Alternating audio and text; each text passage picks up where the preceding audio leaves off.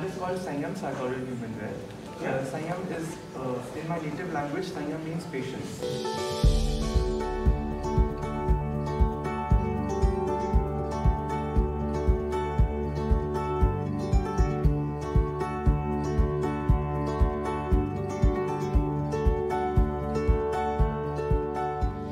Hello everyone, I am very excited that today one very special person has joined us. His name is Sanyam Batra. He is my student and I'm very proud to say these are one of those students that happen to you who inspired you as a student. Sanyam was always during his college, he was always looking up to something that was different, that was new, and he completed his design education very successfully. He got an award in, I think, the best collection in the innovation award.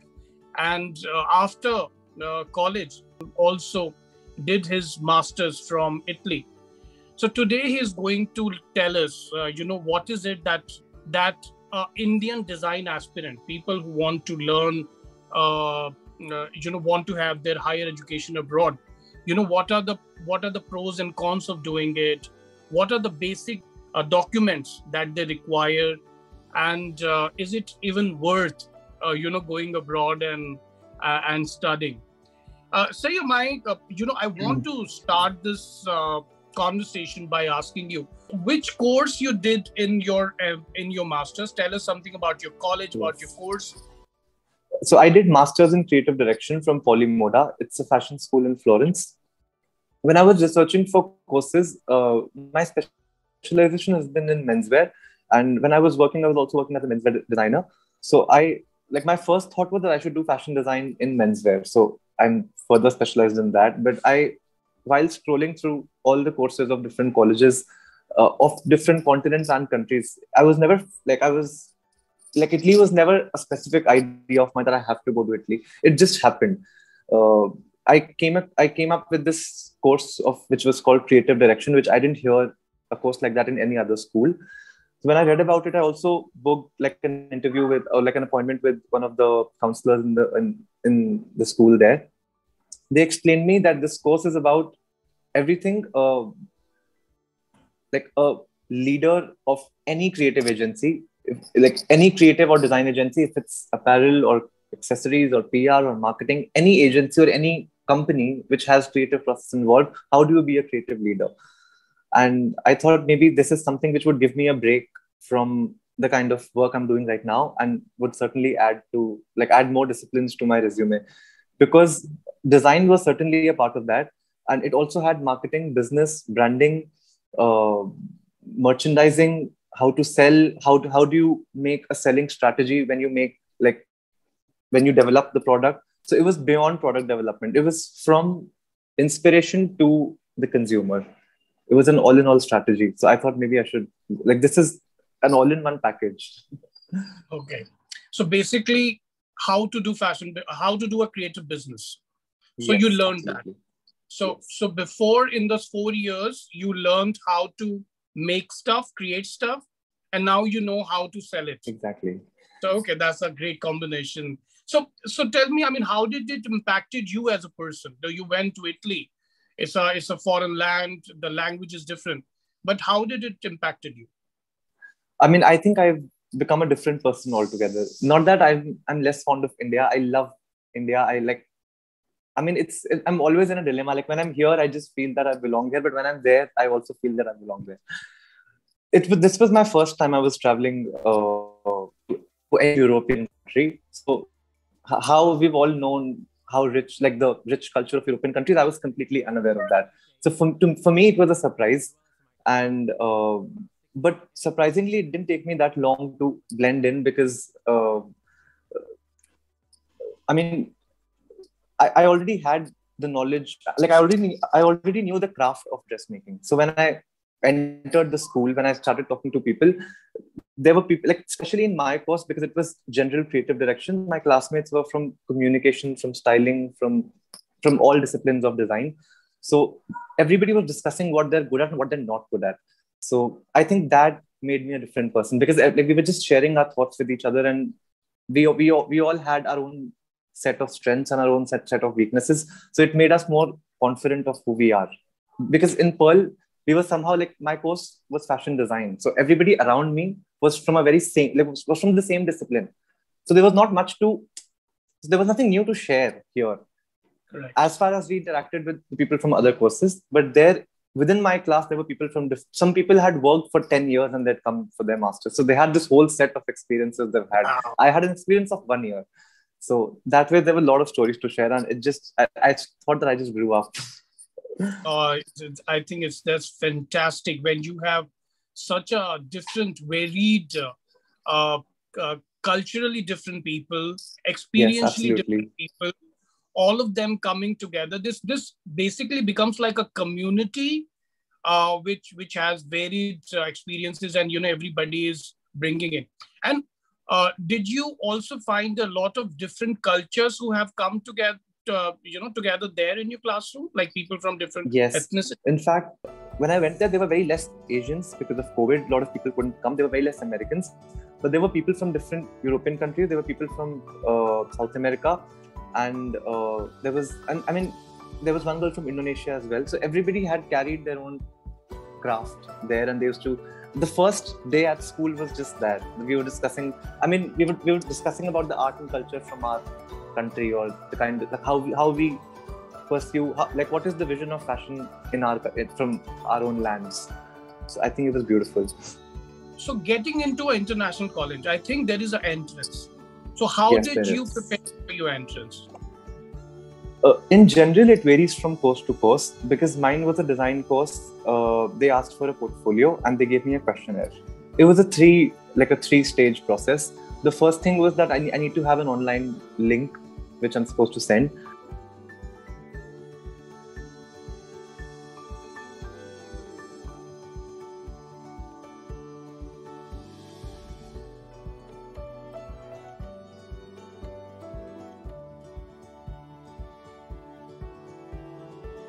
Questionnaire. You just have to tell about general things, like what's your perspective of design, what do you think about, very general thing. There's no right or wrong. They just want to understand your thought process in terms of art, design, and culture. What kind of question? If you remember any question, what kind of questions?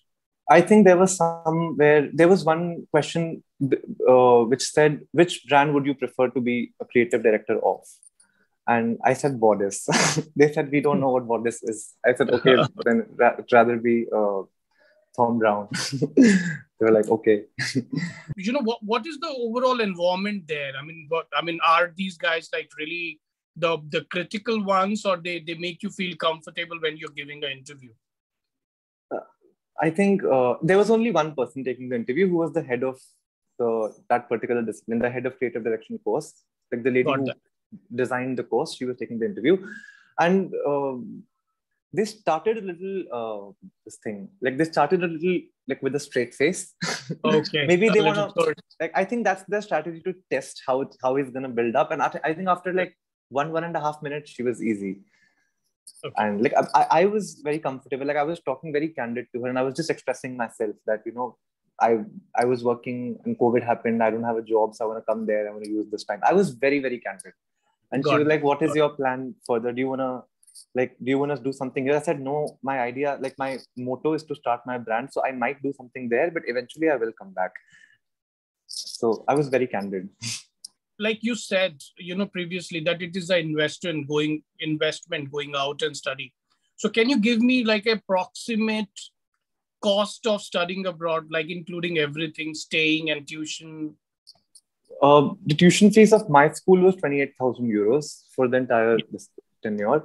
And that would be around 25 lakhs. Yeah. 25 lakhs, okay. 23 to 25 lakhs, something like that. For 1 year. For one year, yeah. Yes, for masters. I think for undergrad it was less because it's a 4-year course. So per year it was less. But for masters, it's usually that. And I'd also checked other colleges like Domus and Marangoni. So it was pretty much same, just 1,000 more or less. Okay. And other than that, it's slightly more expensive for design students because of their projects. All marketing, art direction students, most of their projects can be done digitally. But for us, it's impossible. We need to touch, we need to feel that ways. But that's also on you because For me, it was expensive. So I used to play smart. So I used to do some project of deconstruction or something like that. That way, I used to try to save my cost there.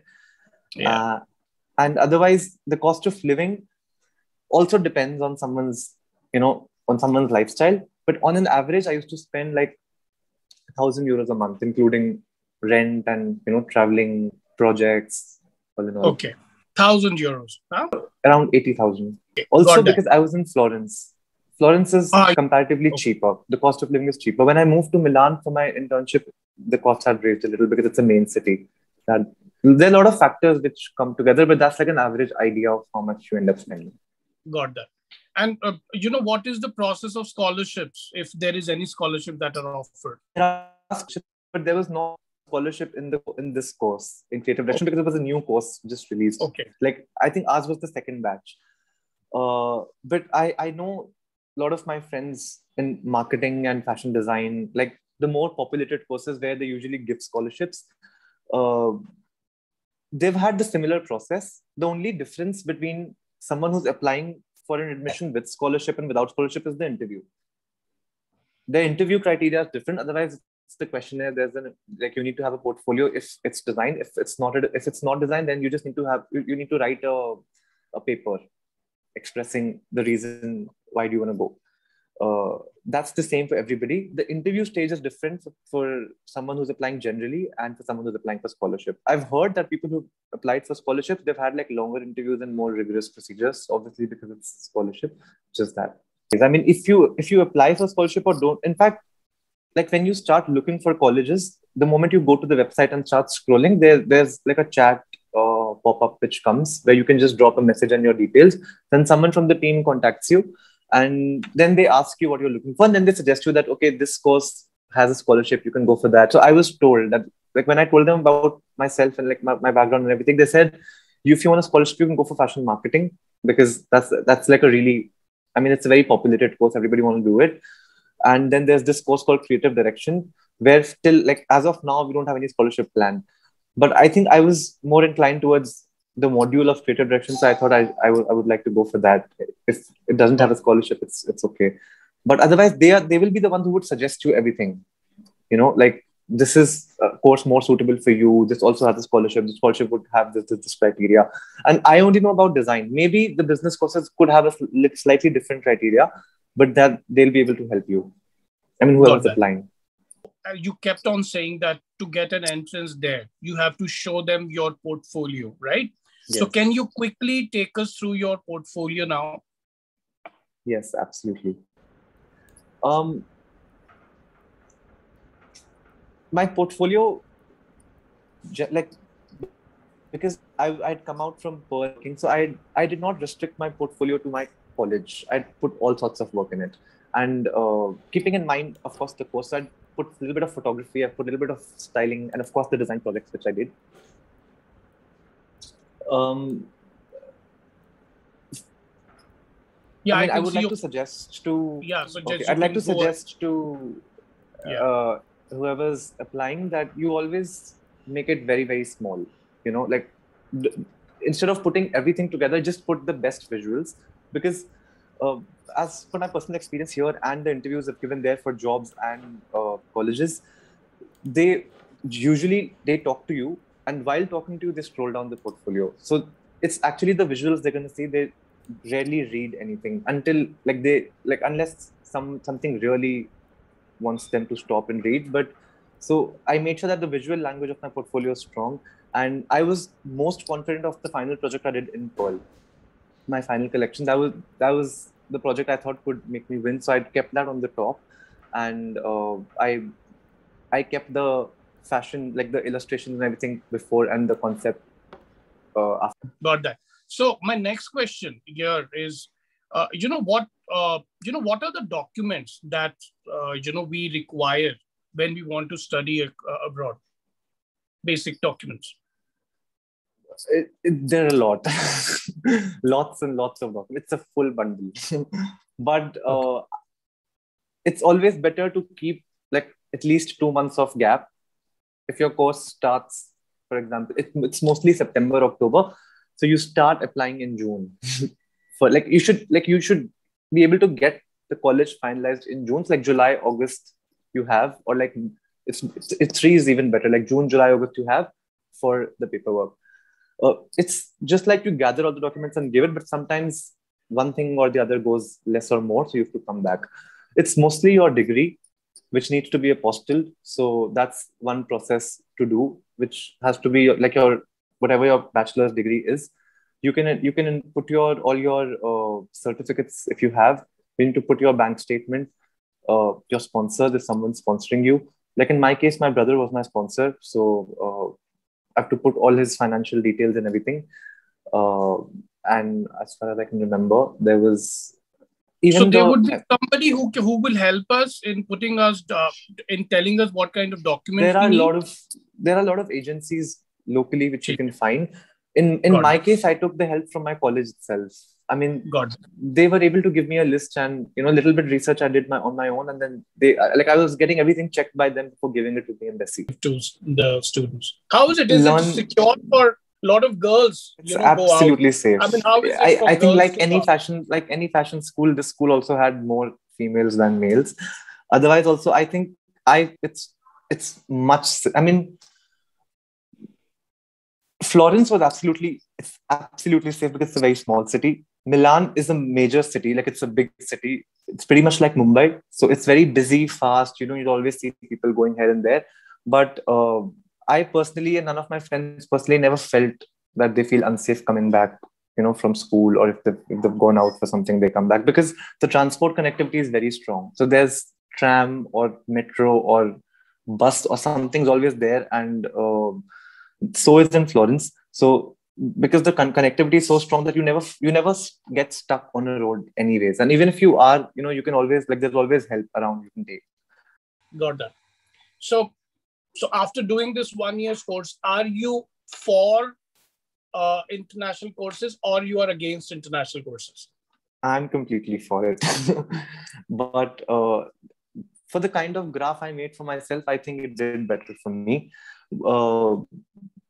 But I would still say anybody who's planning to do it, just give it a thought. Even if you think that it's not for you, you can still give it a thought and do your research. You might change your mind. Because when I was doing my research, I did not have a plan to go. It was just within the research, I found this course and I thought, okay, maybe this is good. I can do it. So it's always better to know what is happening, and then you want to do it or you don't want to do it is your call in the end. I met a student who wanted to settle abroad.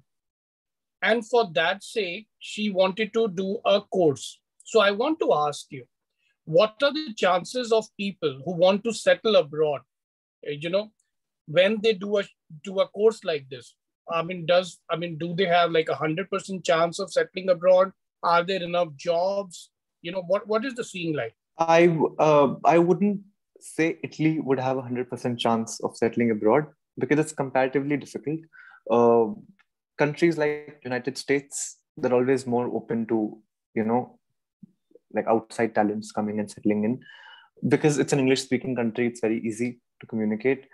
Here, language is the problem. The the legal procedures are a little difficult because you don't get a long visa.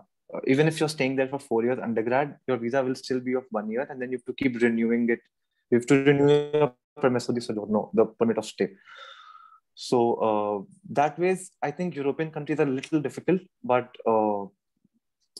I still know some people, like some international people from India, Pakistan, and other Asian countries like China, who have settled there and they work there. Though, given the fact that they are very well versed in Italian. Got that completely.